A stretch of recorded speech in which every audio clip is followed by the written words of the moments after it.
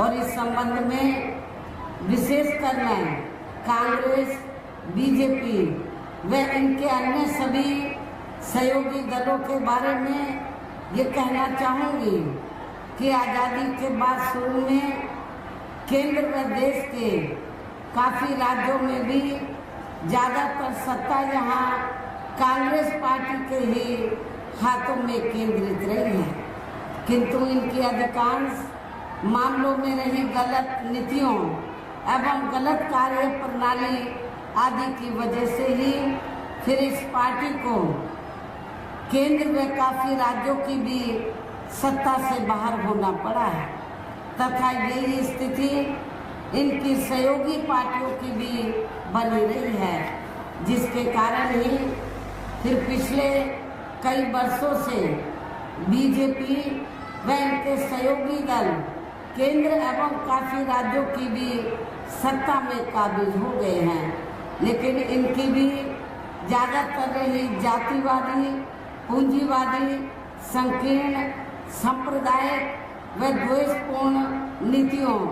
एवं कार्य प्रणाली आदि से तथा इनकी कथनी व करनी में भी काफ़ी अंतर होने की वजह से अब ऐसा लगता है कि इस बार ये पार्टी भी यानी कि भारतीय जनता पार्टी भी केंद्र की सत्ता में आसानी से वापस आने वाली नहीं है, बशर्ते यदि ये चुनाव इस बार फ्री एंड फेयर होता है तथा आम चर्चा के मुताबिक वोटिंग मशीनों में भी कोई गड़बड़ी आगे नहीं की जाती है। और वैसे भी इस बार चुनाव में इनकी कोई भी पुरानी एवं नई चल रही नाटकबाजी, जुमलेबाजी व गारंटी आदि काम में आने वाली नहीं है, क्योंकि अब देश की जनता काफ़ी हद तक इस बात को समझ चुकी है कि इनकी पार्टी ने अब तक देश के विशेषकर गरीबों, कमजोर तबकों, मध्यम वर्गीय एवं अन्य मेहनतकश लोगों को जो इन्हें अच्छे दिन दिखाने के असंख्य प्रलोभन भरे वायदे किए हैं तथा अनेकों हवाई व कागजी गारंटी आदि भी दी है, तो उनका जमीनी हकीकत में अभी तक इन्होंने लगभग 1/4 हिस्सा कार्य भी पूरा नहीं किया है, बल्कि इसके स्थान पर इनका ज़्यादातर समय व ताकत भी या इनके अपने चहेते रहे बड़े बड़े पूंजीपतियों व धन्ना सेठों को ही ज़्यादा से ज़्यादा मालामाल व धनवान आदि बनाने में तथा उन्हें हर स्तर पर छूट देने व बचाने में ही लगी रही है, जिनके अधिकांश आर्थिक सहयोग से ही ये पार्टी व अन्य पार्टियां भी अपना संगठन चलाती हैं तथा चुनाव आदि भी लड़ाती हैं, जिसका काफ़ी कुछ खुलासा बॉन्ड की आई रिपोर्ट से भी हो जाता है। इसके साथ ही अब ऐसा लगता है कि कांग्रेस पार्टी की तरह ही बीजेपी ने भी केंद्र की तमाम सरकारी जांच एजेंसियों का ज़्यादातर राजनीतिकरण ही कर दिया है। इसके अलावा देश के किसान वर्ग भी वर्तमान बीजेपी की सरकार में शुरू से ही अपनी विभिन्न समस्याओं को लेकर काफ़ी ज़्यादा दुखी व परेशान रहे हैं और अभी भी हैं, जबकि यूपी में 4 बार हमारी पार्टी की रही सरकार ने उनके हितों का भी हर स्तर पर विशेष ध्यान रखा है। आप लोगों को ये मालूम है कि जब यूपी में बीएसपी के नेतृत्व में सरकार बनी है तो हमारी पार्टी की सरकार ने तो जो किसान भाई हैं तो उनको समय से खेती करने के हमने सस्ते साधन उपलब्ध कराए और उनकी फसल का भी उचित दाम हमारी सरकार ने दिया है। लखीमपुर खीरी में वैसे तो पूरे यूपी में किसान भाई काफ़ी बड़ी तादाद में हैं, लेकिन लखीमपुर जो खीरी का जो एरिया है, जो क्षेत्र है, तो वो खेती करने के लिए भी काफ़ी विख्यात है। और यहाँ पर जो हमारे किसान भाई जो लंबे अरसे से खेती कर रहे हैं और अभी भी कर रहे हैं, और आपके लखीमपुर खीरी में मुझे ये मालूम है कि यहाँ पर सिख समाज काफ़ी बड़ी तादाद में है, पंजाबी समाज काफ़ी बड़ी तादाद में है। इनके यहाँ पर डेरे हैं, काफ़ी खेती करते हैं। लेकिन जब भी इन्होंने किसानों की समस्याओं को लेकर आंदोलन किया है तो यहाँ पर भारतीय जनता पार्टी के लोगों ने उसको कुचलने का काम किया है। और बीजेपी का जो सिटिंग एमपी है जो फिर से चुनाव लड़ा है, उसने किसानों का बड़ा शोषण किया है, उसने किसानों का बड़ा शोषण किया है। यहाँ पर काफ़ी लोगों को जुल्म जाति का, किसान भाइयों को काफ़ी जुल्म जाति का शिकार होना पड़ा है। इसलिए मेरा किसान भाइयों से, चाहे सिख हैं, पंजाबी हैं, चाहे हिंदू हैं, सभी किसान भाइयों से ये अपील है, इस चुनाव में मौका है। बीजेपी के ऐसे सांसद को जो चुनाव लड़ा है उसकी जमानत जब्त करा के लिए आप लोगों को बदला लेने का मौका है। इतना ही नहीं बल्कि केंद्र में पूर्व की रही कांग्रेसी सरकार की तरह ही वर्तमान भाजपा सरकार में भी इनकी जातिवादी, हीन, सांप्रदायिक एवं पूंजीवादी सोच व नीतियों के चलते ही पूरे देश में सर्व समाज में से खासकर गरीबों, दलितों, आदिवासियों, पिछड़े वर्गों, मुस्लिम एवं अन्य धार्मिक अल्पसंख्यक समाज के लोगों का भी पूर्ण रूप से विकास व उत्थान आदि नहीं हो सका है। और इस संदर्भ में वैसे आप लोगों को ये मालूम है कि पूरे देश में यहाँ दलितों, आदिवासियों एवं अन्य पिछड़े वर्गों का सरकारी नौकरियों में वर्षों से अधूरा पड़ा आरक्षण का कोटा भी अभी तक पूरा नहीं भरा गया है। विशेषकर एससी व एसटी वर्गों के सरकारी कर्मचारियों का पदोन्नति में आरक्षण भी अब काफ़ी हद तक प्रभावहीन ही बना दिया गया है, जिसे जब सपा यहाँ पावर में थी तो समाजवादी पार्टी की सरकार ने पूर्ण रूप से खत्म कर दिया था। साथ ही केंद्र व राज्यों में भी विरोधी पार्टियों की रही सरकारों ने इन सभी वर्गों को प्राइवेट सेक्टर में आरक्षण दिए जाने की व्यवस्था किए बिना ही इनकी सरकारों के ज़्यादातर सरकारी कार्य अब प्राइवेट सेक्टर के जरिए ही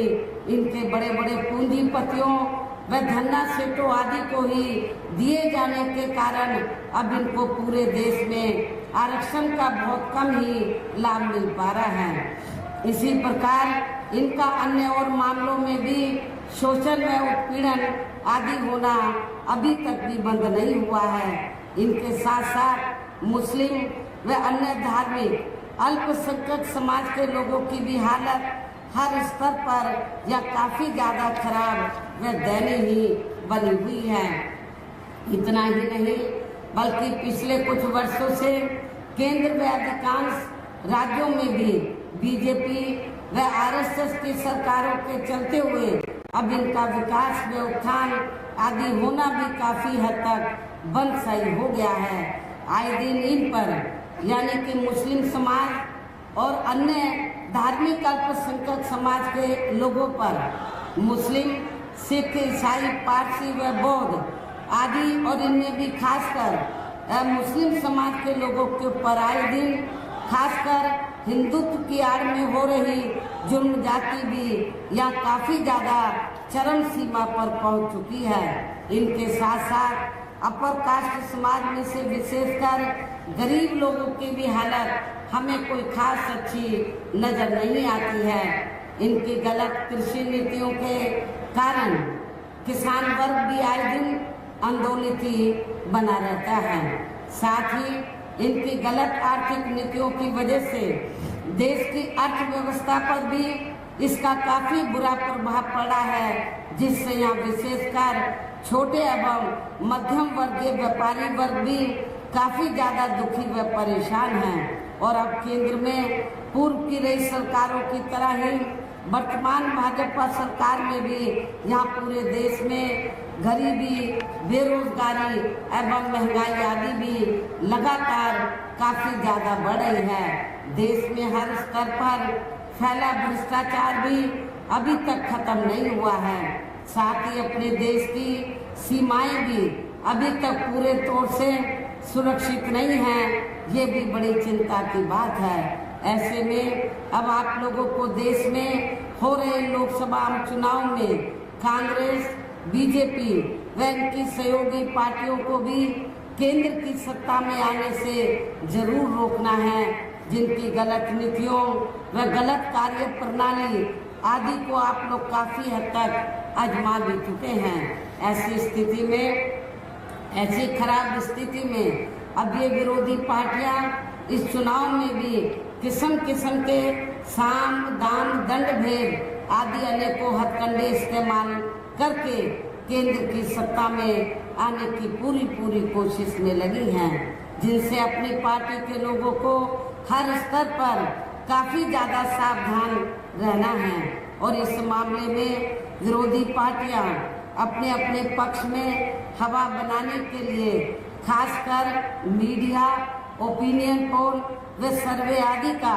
जो बड़े पैमाने पर इस्तेमाल कर रही हैं, तो उससे भी अपनी पार्टी के लोगों को बिल्कुल भी गुमराह नहीं होना है। इसके साथ ही विरोधी पार्टियों के विभिन्न रूपों में जारी किए गए इनके हवाई व प्रलोभन भरे चुनावी घोषणा पत्रों एवं वायदों आदि के बहकावे में भी अपनी पार्टी के लोगों को कतई नहीं आना है। जिन्हें ये पार्टियां चुनाव खत्म होने के बाद ज्यादातर अमल में नहीं लाती हैं और अब जिन पर से देश की जनता का अधिकांश विश्वास ही उठ गया है। यही खास वजह है कि हमारी पार्टी किसी भी चुनाव में अपनी पार्टी का कोई भी चुनावी घोषणा पत्र आदि जारी नहीं करती है। वैसे भी हमारी पार्टी किसी भी मामले में कहने में बहुत कम बल्कि कार्य करके दिखाने में ही ज़्यादा विश्वास रखती है। और इस बात का सबसे बड़ा सबूत यह है कि उत्तर प्रदेश में 4 बार हमारी पार्टी के नेतृत्व में रही सरकार ने चुनाव में अपनी पार्टी के बिना कोई जारी किए गए चुनावी घोषणा पत्र के ही प्रदेश में आम जनहित में काफी कुछ ऐतिहासिक कार्य करके दिखाए हैं, जिनकी अब देश में अधिकांश पार्टियों की सरकारें काफी नकल भी कर रही हैं। जबकि इस मामले में हमारी पार्टी का यह कहना है कि यदि इन पार्टियों के स्थान पर केंद्र में हमें अपनी पार्टी की सरकार बनाने का मौका मिलता है, तब फिर हमारी पार्टी की बनी सरकार केंद्र में यहाँ अब तक रही सभी विरोधी पार्टियों की सरकारों की तरह केवल हवाई व कागजी कार्य आदि नहीं करेगी, बल्कि उत्तर प्रदेश की तरह ही जमीनी हकीकत में ठोस कार्य करके दिखाएगी। और इस संदर्भ में खासकर मैं ये कहना चाहूँगी, केंद्र द्वारा देश में पिछले कुछ समय से अति गरीब परिवारों को अस्थायी तौर पर फ्री में जो थोड़ी सी खाद्य सामग्री दी जा रही है, तो उससे इनका स्थायी तौर पर भला होने वाला नहीं है। और यहाँ मैं इन लोगों को ये बताना चाहती हूँ कि ये जो आपको फ्री में थोड़ी जो खाद्य सामग्री दी जा रही है, तो ये कोई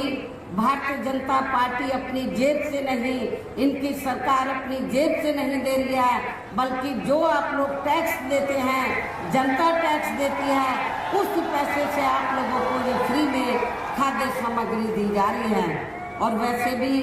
इनकी ये जटिल समस्या देश में हर हाथ को काम देने से ही केवल दूर हो सकती है, जिसकी तरफ हमारी पार्टी की बनी सरकार विशेष ध्यान देगी। साथ ही देश में पिछले काफी वर्षों से आए दिन बढ़ रही गरीबी, बेरोजगारी व महंगाई आदि से भी जनता बहुत ज़्यादा दुखी व परेशान है, जिसे भी आर्थिक नीतियों में तब्दीली करके जरूर दूर किया जाएगा। धर्म की भी आड़ में पिछले कुछ वर्षों से खासकर मुस्लिम समाज के लोगों का द्वेष की भावना से जो इनका काफ़ी ज़्यादा शोषण व उत्पीड़न किया जा रहा है, तो उसे भी जरूर रोका जाएगा। इसी प्रकार आप लोगों को ये मालूम है, जब कांग्रेस सेंटर में थी तो सिखों का भी, सिख समाज के लोगों का भी काफ़ी शोषण हुआ है। और जब इंदिरा कांड हुआ था उस समय गलती चाहे एक दो सिख समाज के लोगों ने की, लेकिन उस समय पूरे देश में सिख समाज के लोगों को बड़े पैमाने पर तबाह बर्बाद किया गया था। सिख समाज के लोगों से मैं ये कहना चाहती हूँ कि आप लोगों को उस समय को भूलना चाहिए, मेरे ख्याल नहीं भूलना चाहिए। कांग्रेस को कभी भी माफ़ नहीं करना चाहिए। और ये सब हमने और इतना ही नहीं, ये सब हमने लेकिन हमने अपनी हुकूमत के दौरान ये सब नहीं होने दिया है, तो इनके जान माल व मजहब की पूरी हिफाजत की है। इसके अलावा हमने यूपी में सर्व समाज में से गरीब एवं बेरोजगार लोगों को बेरोजगारी भत्ता आदि न देकर उन्हें बड़ी तादाद में रोटी रोजी के साधन भी उपलब्ध कराए हैं। जो अब ये कार्य भी अधिकांश ठंडे ही पड़े हैं, जिनको फिर सरकार बनने पर प्राथमिकता दी जाएगी। कहने का तात्पर्य ये है कि देश में इस समय हो रहे लोकसभा चुनाव में विरोधी पार्टियों के जारी किए गए उनके हवाई व प्रलोभन भरे चुनावी घोषणा पत्रों आदि के बहकावे में अब यहाँ खासकर देश के अति गरीबों, मजदूरों, बेरोजगारों एवं अन्य मेहनतकश लोगों को बिल्कुल भी नहीं आना है। और अब इन्हें ऐसी सभी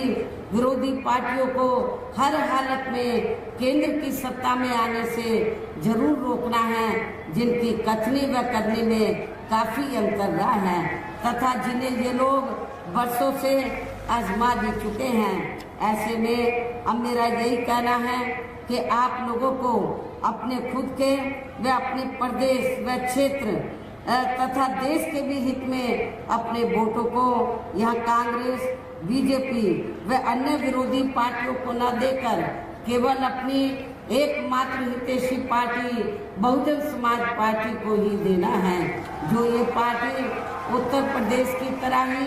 केंद्र में भी अपनी पार्टी की सरकार बनने पर फिर पूरे देश में यहाँ अपनी पार्टी की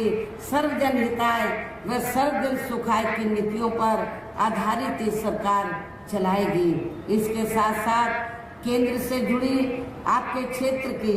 जो भी यहाँ स्थानीय समस्याएं होंगी तो उन्हें भी फिर दूर करने का हर संभव पूरा प्रयास किया जाएगा।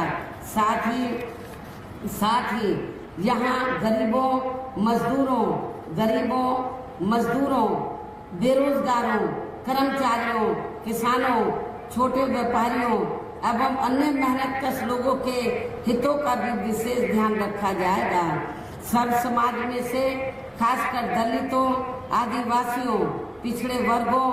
मुस्लिम व अन्य धार्मिक अल्पसंख्यक समाज के लोगों के विकास एवं उत्थान के साथ साथ हर स्तर पर इनकी सुरक्षा आदि के लिए भी सख्त कदम उठाए जाएंगे। और तभी फिर यहाँ वास्तव में अपने देश के महान संतों,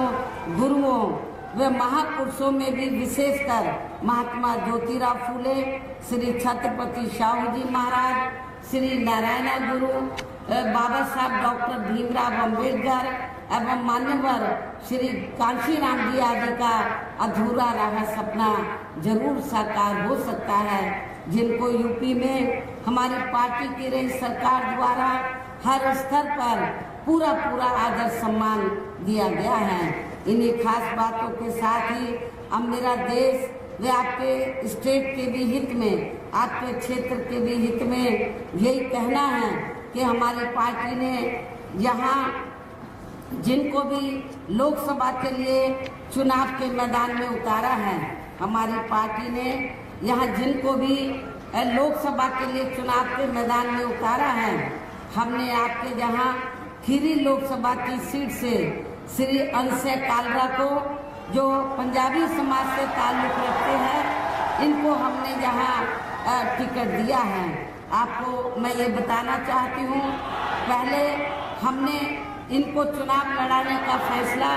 गाजियाबाद से लिया था, लेकिन जब हमें मालूम हुआ कि गाजियाबाद में सिख और पंजाबी समाज ये लखीमपुर खीरी की तुलना में कम है, लखीमपुर खीरी में ज़्यादा है, तो फिर हमने गाजियाबाद की जगह गाजियाबाद के स्थान पर इनको लखीमपुर खीरी से चुनाव के मैदान में उतारा है। और आप लोग सब लोग इनको जी जान से जिताने में लगे हैं। धोरारा, इससे लगी हुई धोरारा लोकसभा की सीट है। इस सीट से हमने ब्राह्मण समाज से श्री श्याम किशोर अवस्थी को हमने चुनाव के मैदान में उतारा है। यहाँ मैं ब्राह्मण समाज के लोगों को ये बताना चाहती हूँ कि हमारी पार्टी ने धोरारा से ही ब्राह्मण समाज के व्यक्ति को चुनाव के मैदान में अकेले नहीं खड़ा किया है, बल्कि उत्तर प्रदेश में हमने ब्राह्मण समाज के लोगों को काफ़ी टिकट दिए हैं। मुझे नहीं लगता कि हमसे ज़्यादा किसी और पार्टी ने ब्राह्मण समाज को अपर कास्ट में टिकट दिए हैं। श्याम सिंह किशोर अवस्थी धोरारा से हमने इनको खड़ा किया है। और इसी प्रकार सीतापुर लोकसभा की सीट है। लोग कहते हैं, समाजवादी पार्टी के लोग कहते हैं कि बीएसपी यादव समाज के खिलाफ है। हमारी पार्टी यादव समाज के खिलाफ नहीं है, बल्कि समाजवादी पार्टी की जो सोच है, नीतियां हैं, उनके खिलाफ है। किसी वर्ग विशेष के खिलाफ नहीं है। यदि वर्ग विशेष के खिलाफ होती, किसी जाति विशेष के खिलाफ होती, तो फिर हमारी पार्टी अकेले सीतापुर से नहीं, बल्कि हमने और भी सीटों पर यादव समाज के लोगों को टिकट दिया है। हमने सीतापुर लोकसभा की सीट से श्री महेंद्र सिंह यादव को चुनाव के मैदान में उतारा है, जिनको जिताने में आप लोग पूरे जी जान से लगे हैं। हमारे तीनों प्रत्याशी आप लोगों के सामने यहाँ मौजूद हैं, मंच पर मौजूद हैं, तो उन्हें आपको जरूर कामयाब बनाना है, जिसके लिए यहाँ पार्टी के सभी स्तर के छोटे बड़े पदाधिकारी एवं कार्यकर्तागण आदि पूरे जी जान से लगे हैं। और अब अंत में मेरा यही कहना है कि आप लोगों को वोट पड़ने वाले दिन यहाँ बीएसपी के अपने सभी लोकसभा उम्मीदवारों को अपनी पार्टी के हाथी चुनाव चिन्ह, बीएसपी का चुनाव चिन्ह क्या है? हाथी। अपनी पार्टी के हाथी चुनाव चिन्ह के सामने वाले बटन को दबाकर इन प्रत्याशियों को भारी वोटों के अंतर से